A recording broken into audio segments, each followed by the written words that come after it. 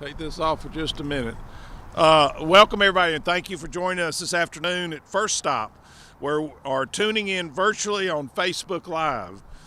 Thanksgiving week is finally here, and for many of us, that means eating turkey and reflecting on what we're thankful for, or serving others in need.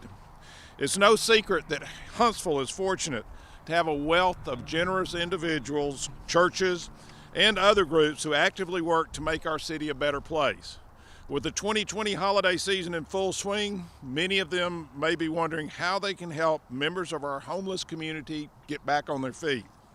For some, that means bringing their families Thanksgiving leftovers or dropping off other comfort items at the homeless camps. Although these efforts are always well-meaning, sometimes they don't end up doing the best of things. And we're asking our citizens to rethink how we give back this holiday season. While many Huntsville organizations plan to deliver food boxes or serve meals to the homeless, there are other opportunities that are less wasteful and more effective long term. In order to fight homelessness, we must understand it. And that means not unraveling the progress that's already in the works. To explain more in detail, we'll hear from Missy Hanks, case manager with the Expect Little Miracles, Elm Foundation, and then Sergeant Grady Thigpen with the Huntsville Police Department, and members of our City Council, Jeannie Robinson. These individuals work closely with First Stop and other organizations in Huntsville to tackle the issue of homelessness in our community. Missy, thank you for joining us. Yes, sir. Thank you. As the holidays approach, I would like to invite our community to evaluate your giving this season and beyond. Instead of providing the comfort items such as food, clothing, tents, and propane tanks directly to the camps, and by the way, the propane tanks are illegal in the camps, I would ask that you provide resources to agencies that will assist our unhoused neighbors with opportunities that will allow them to move out of homelessness and into sustainable and independent living. There are several agencies that provide these comfort items already, such as First Stop, the Salvation Army, Manna House, New Futures, which is the only family-centered homeless agency, as well as the Downtown Rescue Mission.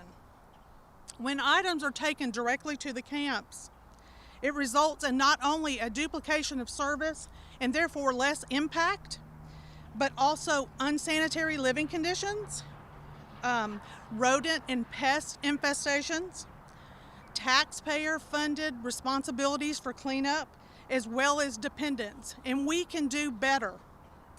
We must be focused and intentional with our giving to give new opportunities for growth, such as case management, mental health resources, prescription medication assistance, job skills training, and of course, transitional housing.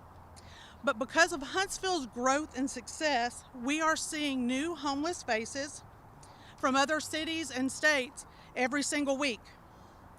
Our generosity here is legendary. Now is the time to provide the chronically and situationally homeless with real solutions.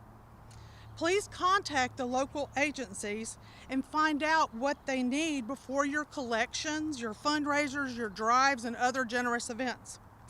Donate goods and funds directly to them.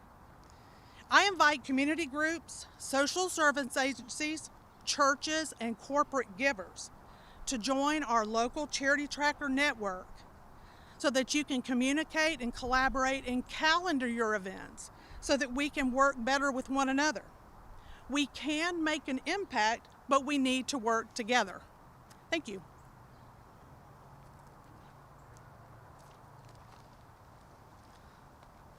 Good afternoon, everyone. I'm Sergeant Grady Thigpen with the Huntsville Police Department Community Relations. I'd like to thank my mayor and city councilwomen, as well as Missy Hanks, just spoke before me. As a 13-year veteran with the Huntsville Police Department, I've been privileged to be able to be a part of the community relations team. And with that brings along certain challenges that our department faces and our community faces.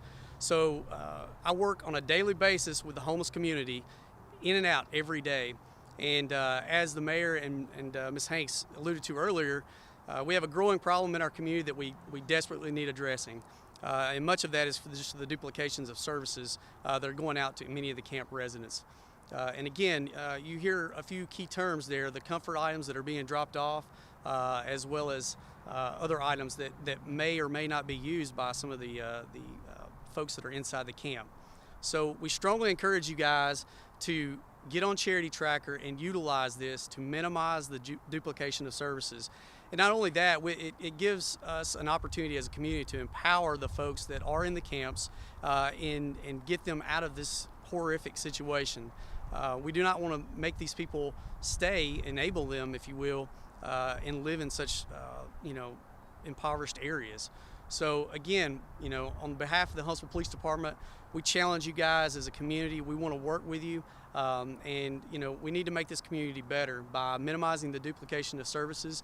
And obviously, we want to take care of the environment for generations to come. And we'd like to thank our green team, who's instrumental in helping us with that endeavor and keeping Huntsville clean.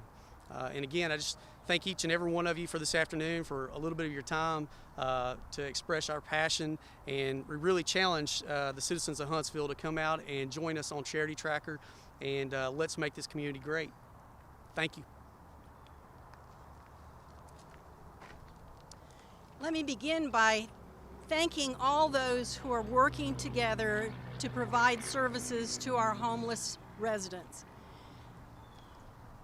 I am impressed by the amount of the generosity in this community. We truly have all the resources in this community to meet the needs of the homeless. However, what we need is a coordinated approach. We have well-intentioned individuals who want to do the right thing, but we need to find ways for them to help without hurting. That intentional effort is what we're talking about today. We ask anyone who wants to help through the agencies, to give resources that will help provide prescription drugs to help people become stable, to fund programs that help them overcome addictions, to fund projects that will help them become employed so that they can be housed. That's what it's going to take. More food, more tents, more blankets, and more sleeping bags may be well-intentioned, but what our homeless citizens need is the help that will help them become independent. So we would ask everyone to make an intentional choice this holiday season and to work with the agencies in our community who are collaborating to meet needs.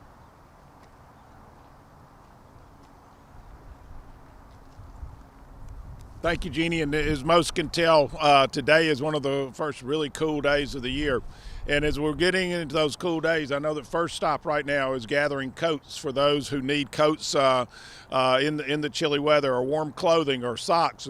Anything that you can that you think that you need, call places like First Stop.